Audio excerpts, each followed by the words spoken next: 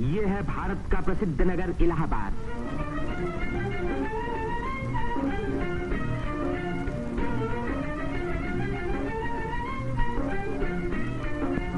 यहीं पहल उत्तर प्रदेश में एक विश्वविद्यालय की स्थापना हुई।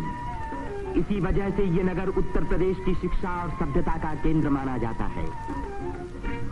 पंडित मदन मोहन मालवीय, पंडित गोविंद वल्लभ पंत और अनेक प्रतिभाशाली व्यक्ति इसी विश्वविद्यालय की देन हैं, जिन पर आज देश को गर्व है। ये है हमारे प्रधानमंत्री पंडित जवाहरलाल नेहरू का निवास स्थान, आनंद भवन। भारतीय राजनीति का ये एक प्रमुख केंद्र रहा है। इस नगर को तीर्थराज प्रयाग भी कहते हैं।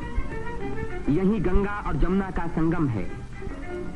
इसी संगम में गुप्त सरस्वती नदी भी आकर मिलती है। इसीलिए इस स्थान को त्रिवेणी संगम कहा जाता है। त्रिवेणी बहुत पुराने जमाने से भारत का एक पवित्र स्थान माना जाता है। सृष्टि की रचना की शक्ति प्राप्त करने के लिए यहाँ ब्रह्मा ने यज्ञ और तपस्या की। लक्ष्मी की प्राप्ति के लिए विष्णु ने भी यहीं तपस्या की। यहीं स्नान करके भगवान शंकर ने त्रिपुर राक्षस के वध करने की शक्ति प्राप्त की और यहाँ महात्मा बुद्ध ने संसार को सत्य का संदेश भी सुनाया। समुद्र मंथन के बाद जयंत के अमृत का घड़ा लेकर जाते समय एक अमृत कण छलक कर यहाँ गिरा और तभी से इस स्थान पर कुंभ मेले का महान पर्व आरंभ हुआ। इस वर्ष भारत का सबसे बड़ा कुंभ मेला इसी स्थान पर हुआ। इस मेले में लगभग 1 करोड़ व्यक्ति त्रिवेणी में स्नान करने के लिए आए। सदियों की गुलामी के बाद स्वतंत्र भारत का ये पहला कुंभ मेला था।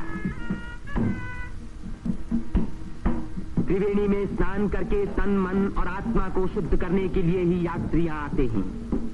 योगी और सन्यासी, गरीब और अमीर सभी प्रकार के लोग यहाँ इकट्ठे होते हैं।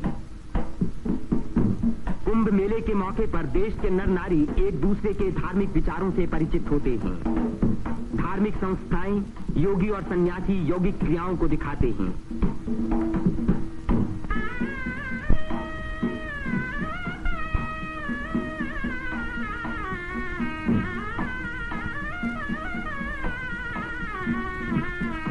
धार्मिक विचारों पर तर्क वितर्क होते हैं और देश के गौरवपूर्ण प्राचीन रहस्यों का उद्घाटन होता है।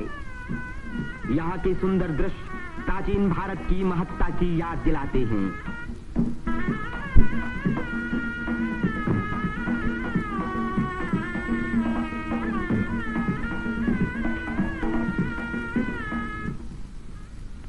मेले के धार्मिक रूप के अलावा उसके दूसरे दृश्यों में सुंदरता और स्वतंत्रता का रंग चमक रहा था। रंग बिरंगी चूड़ियां, देवी देवताओं की मनमोहिनी मूर्तियां,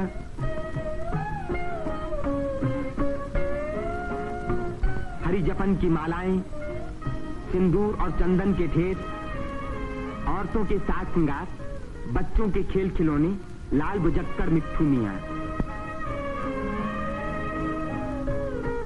तीर्थयात्रियों की सुविधा और सुरक्षा के लिए और स्वतंत्र भारत के इस महान पर्व को सफल बनाने के लिए उत्तर प्रदेश सरकार ने अपनी ओर से कोई कसर उठा न रखी। मेला शुरू होने के कई महीने पहले से ही सरकार की ओर से तैयारियां शुरू हो गई थीं। उबड़ खाबड़ जमीन को समतल बनाने के लिए बुलडोजर जैसी बड़ी बड़ी मशीनों से जमीन की सतह ठीक की गई।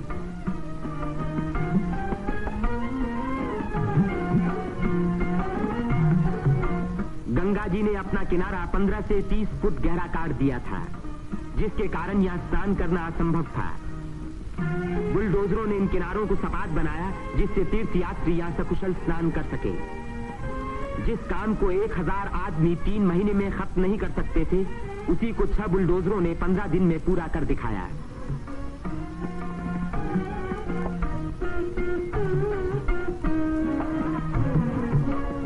फौजी इंजीनियरों ने सड़कों पर बिछी रेलवे लाइनों के ऊपर पुल बनाने में बड़ी मदद की।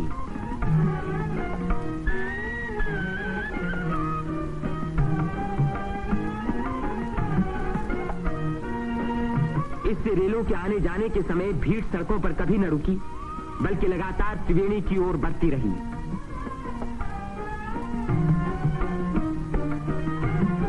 जगह की कमी के कारण ज्यादा लोगों के रहने का इंतजाम गंगा के पूर्वी तट पर झूसी की ओर किया गया।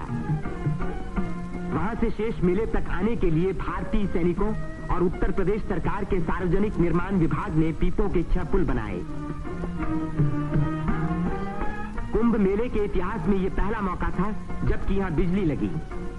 1000 बिजली के खंभे लगाए गए, जिनके लिए 160 मील से अधिक लंबी तार लाइन इस्तेमाल हुई। उत्तर प्रदेश के स्वास्थ्य विभाग ने यहां सफाई का बड़ा अच्छा बंदोबस्त किया।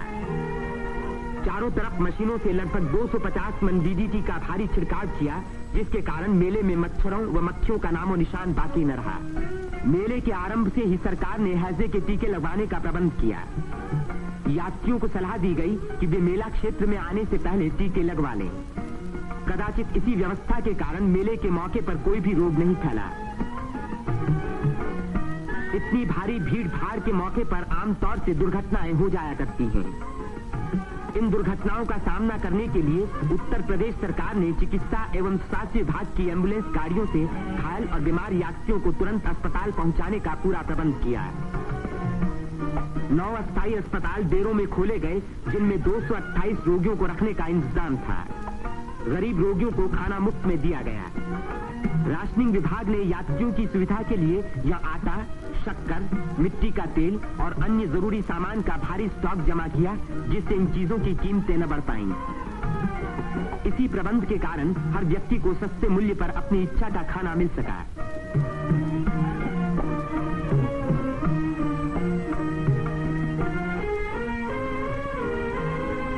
सेवा समिति, अग्रवाल समिति और भारत स्काउट्स एंड गाइड्स जैसी स्वयंसेवक संस्थाओं ने यात्रियों के मार्ग निर्देशन, उनकी सुरक्षा और घायलों का प्राथमिक उपचार किया। पुलिस यात्रियों के संचालन का कार्य करती रही। आने जाने के लिए अलग रास्ते रखे गए। भीड़ को काबू में रखने के लिए चलते फिरते वायरलेस सेटों का इस्तेमाल किया गया।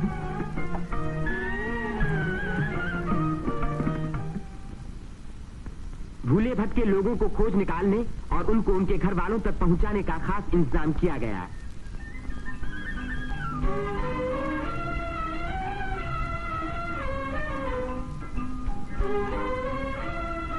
मेले में लाउड स्पीकरों का एक जाल बिछा दिया गया, जिससे भटके हुए लोगों का नाम पुकार पुकार कर उनको एक स्थान पर इकट्ठा किया गया। मेले के आरंभ होते ही उत्तर प्रदेश के मुख्यमंत्री पंडित गोविंद वल्लभ पंत ने मेले के बंदोबस्त का मुआयना किया। इस तीर्थ स्थान पर जमा हुए लाखों मेहमानों के सुख सुविधा की उन्हें बड़ी चिंता थी।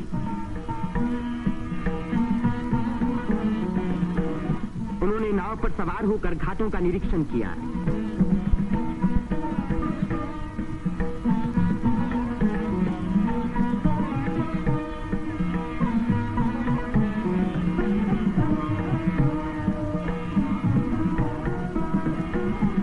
उन्होंने पीपे के पुलों को भी देखा।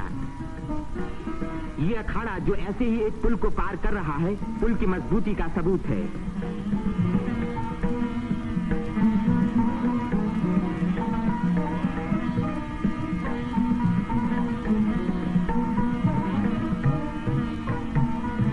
हमारे प्रधानमंत्री पंडित जवाहरलाल नेहरू ने भी मेले के इंतजाम का निरीक्षण किया।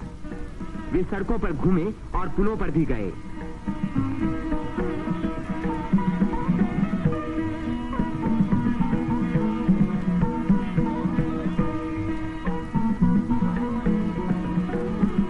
उन्होंने अन्य स्थानों को भी देखा भाला।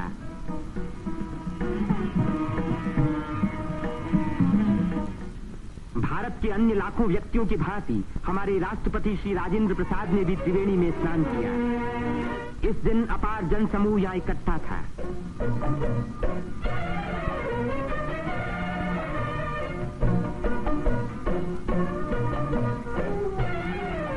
हर घाट पर लोगों की भीड़ स्नान कर रही थी। उसमें नया जोश था और नई उम्मीदें थीं।